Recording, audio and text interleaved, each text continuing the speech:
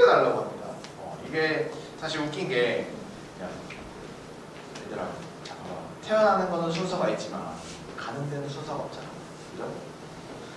우리 여러분들 친구지만 친구들도 한순간에 또 사라질 수가 있습니다.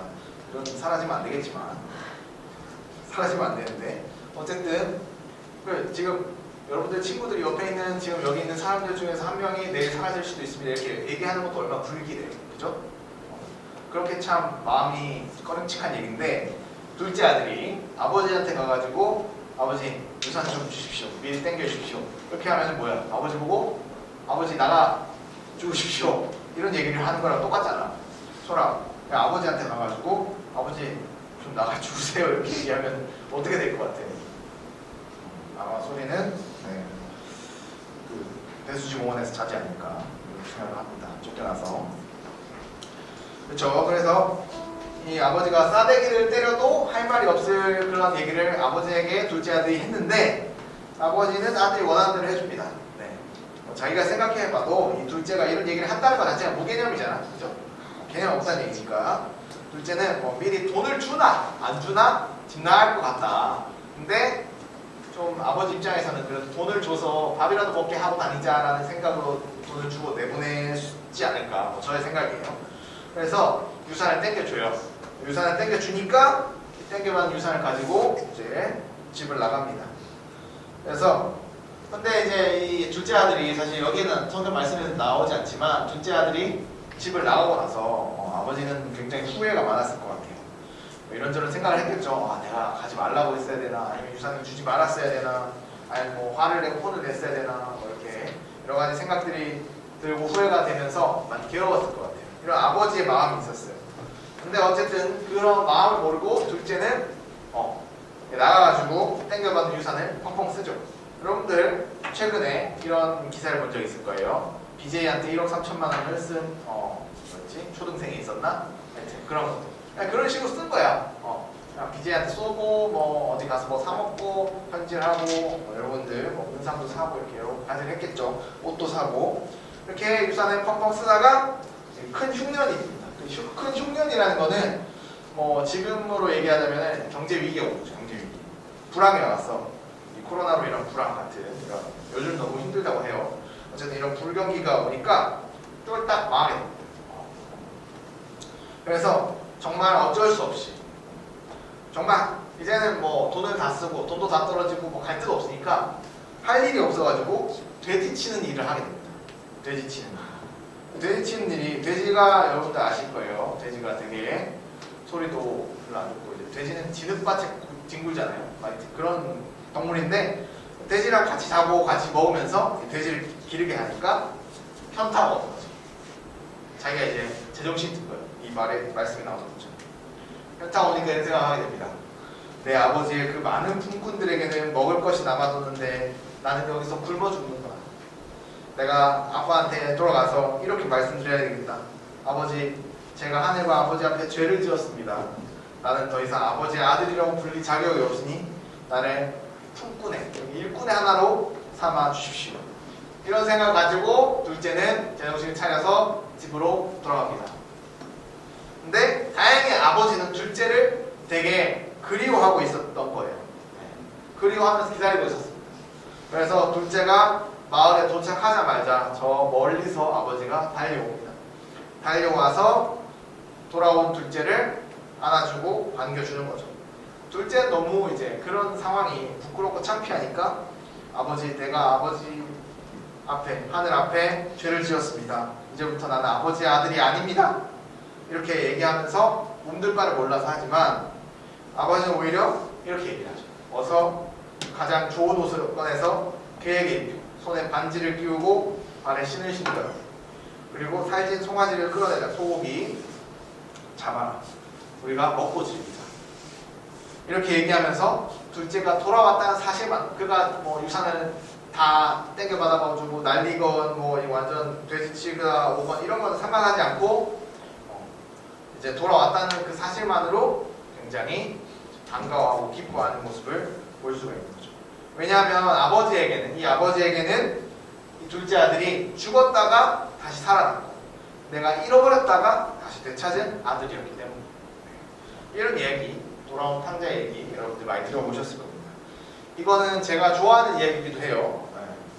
이 이야기가 우리에게 가르쳐 주는 것에는 그런 가르쳐 주는 의미에는 여러 가지가 있지만 제 경험을 생각해 봤을 때는 우리에게는 항상 돌아올 곳이 있다.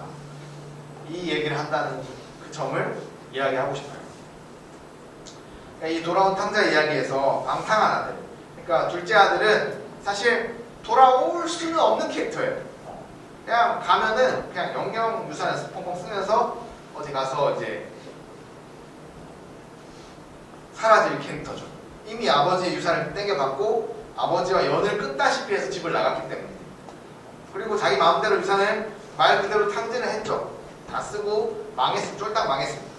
그래서 겨우겨우 이제 돼지랑 같이 먹고 자고 하는 처지에서 현타가 오니까 그제서야 다시 아버지께로 돌아간 거예요.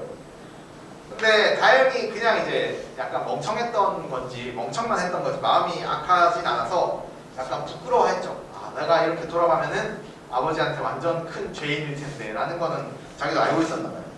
근데 그렇게 자기가 잘못한 걸 알고 있다고 해도 잘한 게 한 개도 없죠. 어떻게 보면. 객관적으로 봤을 때 하나부터 열까지 유산 날리고 방탕하게 살고 또 다시 돌아온다는 것 자체가 참 책임감 없는 행동이고 집멋대로 살았고 문제라고 할 수 있는 뭐 사실 이런 사람이 우리 주변에 있다면 쓰레기라고 욕할 수 있는 그런 사람이겠죠.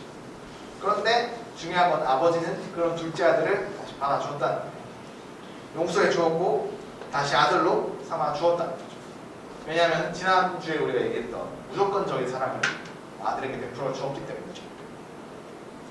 여러분들도 알다시피 뭐 오늘의 성경 말씀 돌아온 탕자의 이야기에서 아버지는 하나님을 의미하는 캐릭터예요. 하나님을 의미하는 그런 인물인 거죠. 그리고 둘째 아들은 누구를 의미하겠어요? 죄인들, 문제 많은 사람들을 의미하는 캐릭터입니다. 그렇기 때문에 이 이야기의 가장 큰 문제, 의미는 하나님께서는 어떤 문제를 가진 사람이라도 받아주시는 분이라는 것을 우리가 알 수 있어요. 다시 말해 아무리 문제 많은 사람이라도 돌아갈 곳이 있고 돌이킬 수 있는 기회가 있다. 저는 개인적으로 이 얘기를 좋아하는 이유가 제가 아무리 망했다고 느꼈을 때에도 이 이야기를 통해서 어떻게든 내가 다시 제정신을 차리고 다시 시작할 수 있겠다라는 희망을 발견할 수 있어서 이 얘기를 좋아합니다. 사실 우리가 참 인생을 살면서 소라 많이 망해요. 소라 너무 망한 적 있습니다. 시험하지 않았지? 시험 곧 망할 수도 있어. 망해라는 얘기는 아닌데 그럴 수도 있다. 잘 치자. 시험도 망할 수 있죠. 우리가 시험 칠 때. 그리고 게임을 해도 아 이번 판 망했다. 왠지해도 축구하면은 경기가 안 돌아갈 때가 있잖아요. 그죠? 안 풀릴 때가 있고 내가 내 몸조차 내 마음대로 아, 망했다 이런 생각이 마음대로 안 되니까 들 때가 있습니다. 연애도 망할 때가 있죠. 저는 수많은 연애를 망했습니다. 친구 관계도 망한 적이 있어요. 제가 옛날에 설교했던 중에 저랑 이제 10년 이상 같이 알고 지내던 친구가 절교하는 옛날 여러분들에게 했던 것 같아요. 군대 가서 절교했습니다. 군대까지 같이 갔는데 절교했어요. 동반일 때 하고 절교하고 뭐 이런 망할 수 있는 일들은 참 무궁무진하게 많은 것 같아요. 물건을 잃어버린 적도 있고 사실 원래 이제 잃어버린 거를 찾았다 이 얘기가 나와가지고 제가 카메라 잃어버린 얘기를 처음에 썼는데 지웠어요. 네, 재미가 없어가지고 어쨌든 이렇게 지우는 것도 망하는 거야. 여러분들 민준아 너는 뭐 이렇게 물건 부숴먹은 적 있니? 그러니까 핸드폰 부수면은 그리고 이것도 약간 아씨 망했다 이런 생각 들 수 있잖아요. 그렇죠? 저는 옛날에 내가 설교했던 것 같은데 2천만 원을 20년 할부로 갚을 뻔했습니다. 사기를 당해가지고 여러분들 꼭 계약서를 잘 보고 사인하기 바랍니다. 사인하면은 이제 2천만 원을 20년 동안 갚게 되는 거였는데 뭐 리조트 할인권 받아가지고 이런 일들이 비일비재하죠. 여러분들 인생을 살면서 많은 이런 것들 그리고 사람들 앞에서 망신을 당하기도 합니다. 야 이게 진짜 되게 부끄러운 얘기 중에 하나인데 제가 망신을 크게 당한 적이 있어요. 고3 때. 왜 망신을 당했냐? 제가 이제 한 4명 정도, 여러분들도 이제 한 3, 4명 정도 학교에 같이 다니는 친구도 있을 거예요. 특히 이제 여자애들은 한 3명, 4명, 뭐 선비는 소리 말고 뭐 이렇게 같이 다니는 몇 명 있지? 한 3명, 4명 정도였던 것 같아요, 보통. 근데 그렇게 같이 다니다가 이제 그때는 고3 때였기 때문에 야간 자율학습이라고 지금은 이제 별로 안 할 거예요. 자율학습 공부를 하면서 저녁을 먹는 우리끼리 시간이 있었어. 근데 이제 저녁으로 그 주변에 아무 식당이 없어가지고 토스트집이 있었어요. 토스트집. 토스트를 하루는 내가 사면은 하루는 또 딴 데가 사고 또 하루는 친구 3이 사고 4가 사고 뭐 이런 식으로 했는데 이게 약간 계산이 꼬이면서 나는 사줬다고 생각하는데 얘는 나는 안 받아 먹었다고 이렇게 생각을 한 거야. 근데 이거 사실 우리끼리 얘기를 해서 풀면 되는 문제였거든요. 근데 얘가 갑자기 저한테 되게 띠꺼워서 앙심을 품었는지 갑자기 우리 반 전체에게 아이스크림을 돌리더니 아이스크림 돌리고 자기가 앞에 나와서 교탁 앞에서 한마디 하겠대. 그래가지고 야, 내가 오늘 한마디 하는데 야, 오늘 억울한 일이 있어서 나왔다. 이런 식으로 얘기를 하면서 야, 김강희가 토스트를 나한테 안 사준다. 이게 말이나 되는 일이냐? 아니 그거를 나한테 얘기를 하면 되지. 왜 앞에 전체 아이스크림까지 돌려가면서 그런 얘기를 집단에는 많이 억울했나 봐요. 뭐 그런 지금은 다 어릴 때 얘기니까 10년도 더 넘은 얘기입니다. 15년 전 정도의 얘기인데 그런 얘기를 하는 거예요. 그럼 저는 진짜 얼굴이 시뻘개져가지고 고개를 들 수가 없더라고. 아니 그 2,200원짜리 토스트 하나 때문에 내가 이런 개쪽을 당해야 되다니. 이런 실패도 겪을 수가 있다는 거. 여러분들 아직 고3이 된 사람이 없잖아. 이 얘기는 설교 온 거에 없었는데 제가 생각나서 한번 하는 거예요. 그럼 어쨌든 다행이다. 재밌어 하니까 다행인데 어쨌든 이런 실패 경험들을 하면은 이 자존감이 꺾입니다. 꺾여. 그리고 트라우마가 나와. 그래서 나는 약간 대인기피증이 생겼어. 그때부터. 와 이런 내가 개쪽을 한번 당해보니까 사람들 앞에 나서기가 되게 힘들더라고. 지금도 사실 힘들어요. 여러분들이 이제 제 얘기가 재미없다는 거를 사실 1초도 안 걸리고 티가 나거든. 그럼 내가 내가 오늘도 설교를 개떡까지 써가지고 이렇게 애들이 재미없어 하는구나.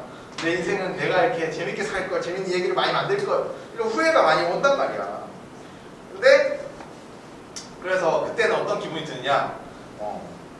두려워요. 뭔가 사람들 앞에 나서기가 두렵고 뭔가 더 해보기가 되게 두려워지고 사람들 앞에 떳떳하게 못 나설 것 같고 창피하고 부끄럽고 뭐 도저히 이 상황을 어떻게 극복해야 될지 모르겠고 당황스럽고 그렇습니다.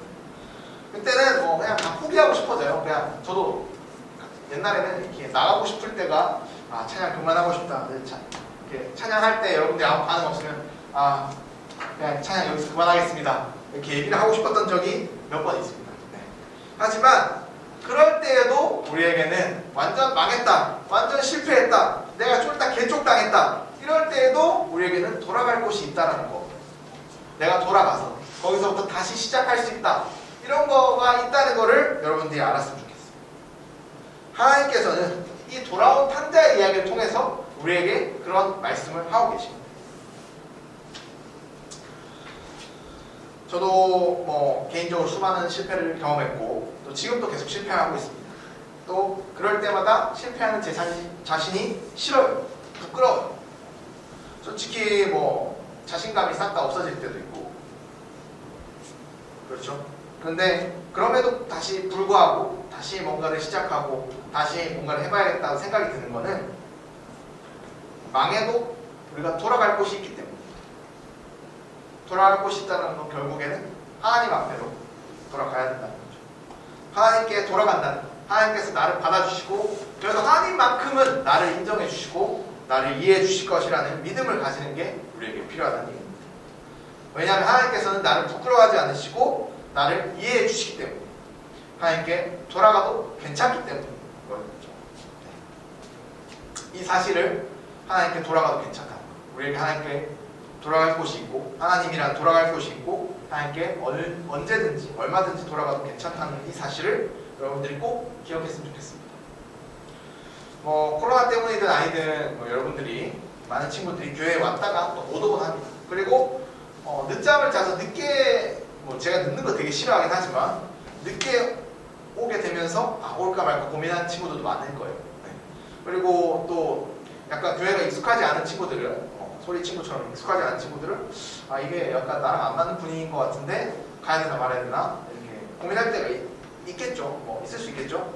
근데 이런 마음이 들면서 우리는 내가 믿음에는 뭐 실패했구나 이런 생각을 할 수가 있습니다. 믿음을 가지는 거는 뭔가 교회 다니면서 믿음으로 신앙생활을 하는 거는 참 내가 잘 안 되는구나, 실패했구나 이렇게 생각을 할 수가 있는데, 하지만 이런 생각을 할 때에도 내가 믿음에 실패했구나라는 생각을 할 때에도 하나님께서 여러분들을 다시 받아주신다는 것을 기억했으면 좋겠어요. 예전에도 제가 얘기했지만 저도 교회를 2번이나 안 나갔던 적이 있어요. 2번, 한 번도 아니고 2번이나. 여러분들도 언젠가 교회를 뭐 나가기 싫어서든 상황이 어떻게 변해서든 잠깐 못 오더라도 부끄러워하지 말고 다시 올 수 있었으면 좋겠습니다. 네, 지금 뭐 이렇게 녹화되니까 얘기를 하지만 우리 중1, 중2 친구들 다시 그렇게 돌아올 수 있었으면 좋겠습니다. 꼭 우리에게 언제나 돌아갈 곳이 있다는 것을 여러분들이 기억을 하면서 지금까지 그리고 또 앞으로의 어떠한 문제나 부끄러움이나 두려움에도 하나님께 돌아가서 다시 시작할 수 있다고 믿는 모든 BTS 공동체 여러분들이 되기를 소망합니다.